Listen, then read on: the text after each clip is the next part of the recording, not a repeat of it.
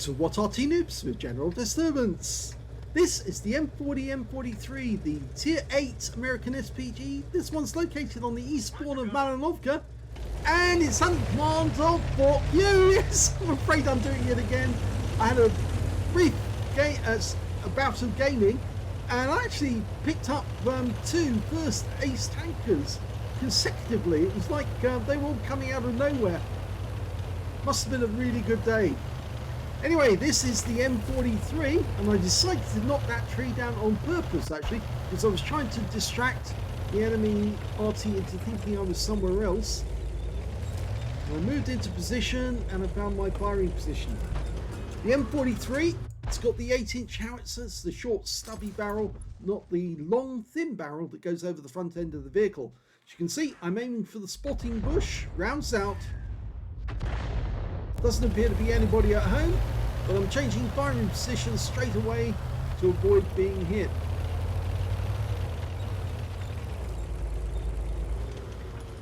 Okay, well, it appears that an enemy T-44 has made a quick run south and has found himself at the southeast corner of the map. Now, aiming over here, I'm almost loaded. Standard reload for this Arty. Trying to look it up, actually.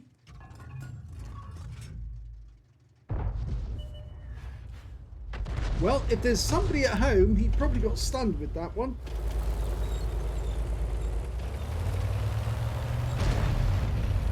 I'm off changing position again.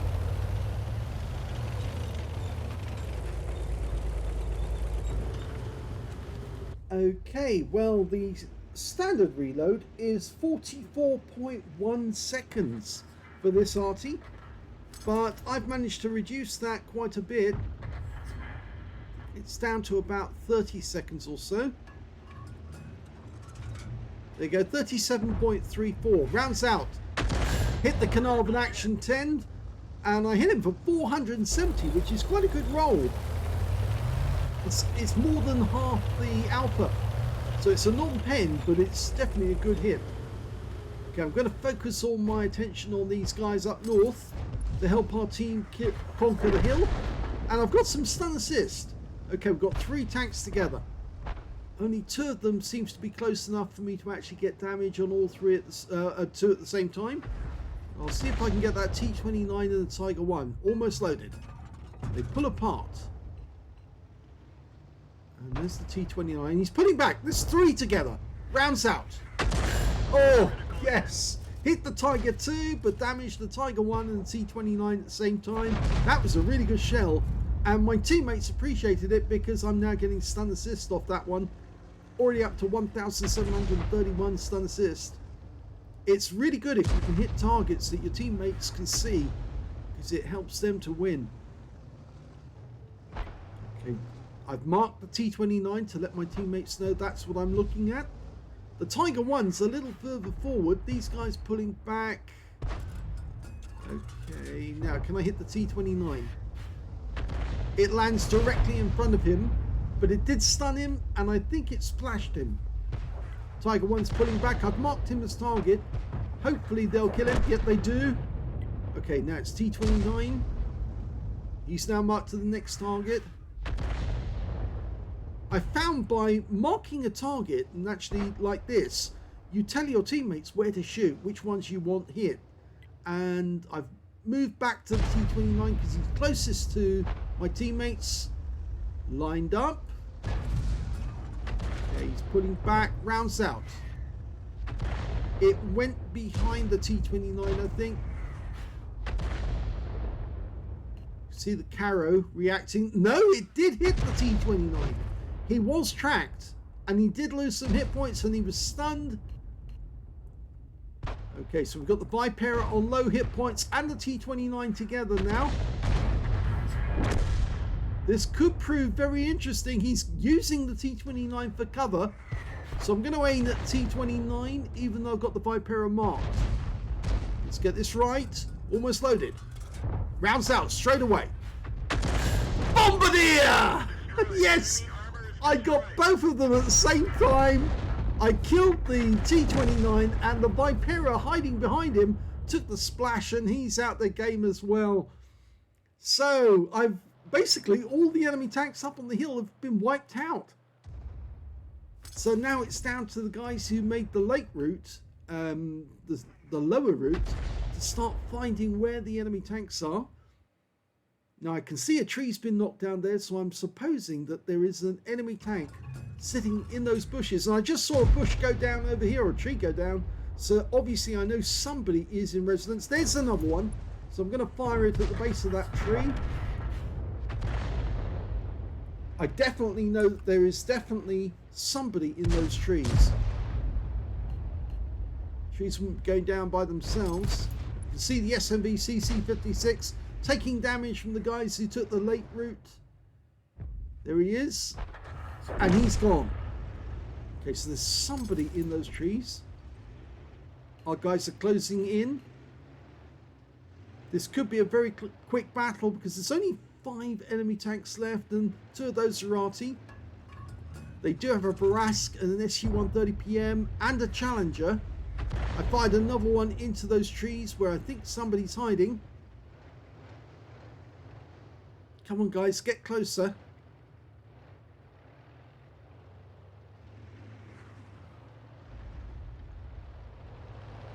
It looks like it's only the Arty who are actually firing rounds in at the moment. My teammate in the other Arty is the Lorraine. There they are, and it was a Brask was in there. And the SU-130 PM is now one shot. It's in fact a splash kill. He's gone. Okay, I see the Brask. I go for the Challenger instead. Rounds out. Oh, he gets killed just before my shell arrives. It would have killed him for sure. And the Brask is on the move. He's trying to get away. Okay, he's gone down to the inlet. I don't think he's trying to drown himself. I think he's just trying to use the water for cover. It's slightly lower, that area there, so he's hoping that nobody will actually get shots on him. There he is. Okay, we're almost loaded. The Barask on our team gets hit as well as his, but he takes 2 hits and he's now a splash kill. Rounds out now. Oh, actually that hit the SU-130 PM on our team. There's only one Arty left. It is the Lorraine. There he is. We're not loaded. And there's the kill shot that wins the game.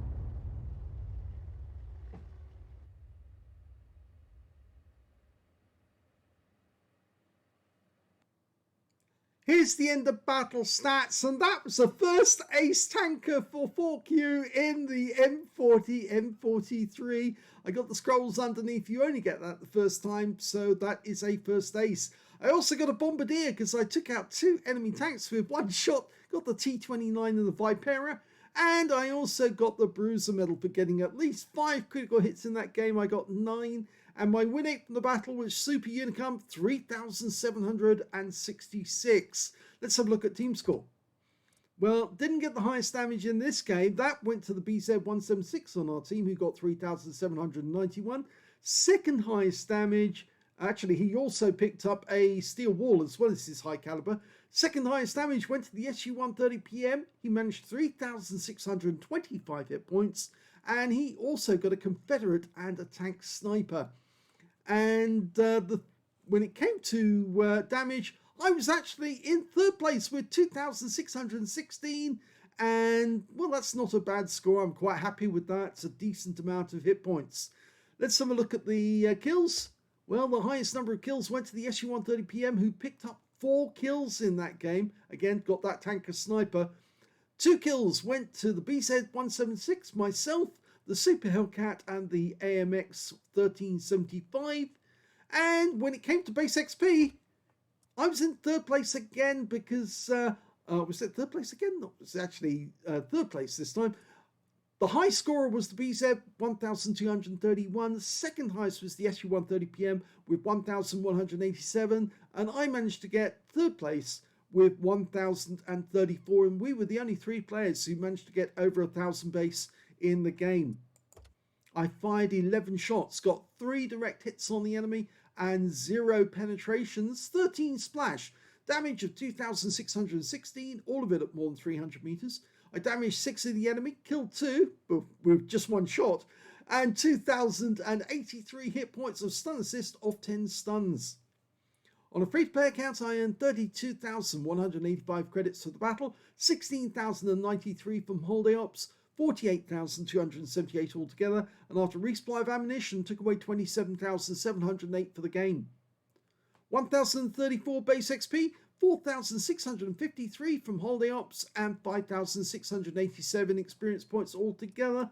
So yes, again, another first ace tanker on the same account. Yes, I was clocking them up and I was thinking, what's going on here?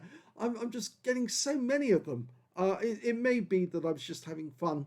And when you're having fun, sometimes, you know, it just happens. Everything seems to come together. Let's have a quick look at the armor profile for the M40, M43. It's based on the M4, and which the Americans had plenty of at that particular time in the war. And of course, they needed a replacement Arty, or at least an Arty that could take over some of the work from the M12s. They only built 100 of those, and most of those were actually in, not all of them, most of them were in Europe, in the European theatre, and they were very useful. But they needed another Arty, and of course, they built the M40 first with the 155mm howitzer, which is the same howitzer, well, in fact, actually, it's a gun because it's a French design.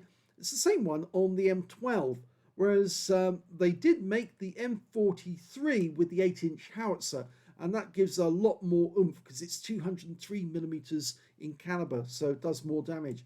You can see the armor on the front here, the cover over the gearbox. Is it the gearbox or the transmission? I think it's transmission actually.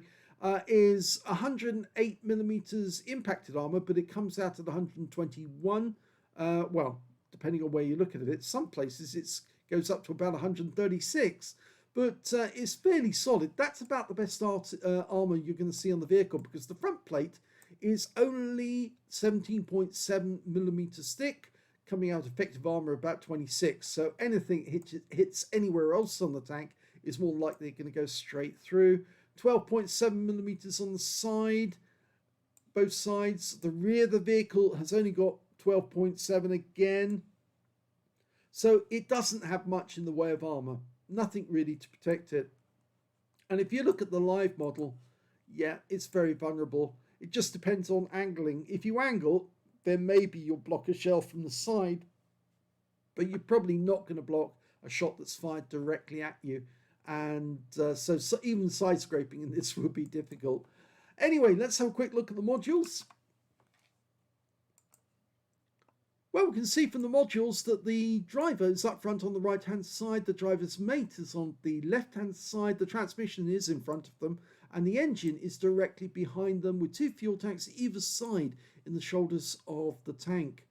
At the back we can see an ammo rack here and another one actually located on the opposite side of the vehicle. There you go. And if we click that off, we can see that the tank commander is on the left hand side of the vehicle as we were looking at it, with the gunner on the right hand side, and the loaders were actually forward of them, but they were feeding the shells from the ammo rack into the breech. The tank commander's got the radio on his side of the vehicle, but I'm afraid it is rather open topped, which means that any shell that lands in this area is more than likely going to take out most of the crew, except for the driver's mate or radio operator, and of course the driver himself. They'll be the only ones who'll survive if a shell lands into this area, but more than likely the whole thing will go up anyway. So I hope you enjoyed my bit of fun. That bit of fun took place this morning. Yes, it was a lot of fun. I was having a whale of a time. If you did enjoy this replay, please give this video a like, do subscribe to our channel, leave a little comment down below because it feeds the algorithm, and thank you for watching.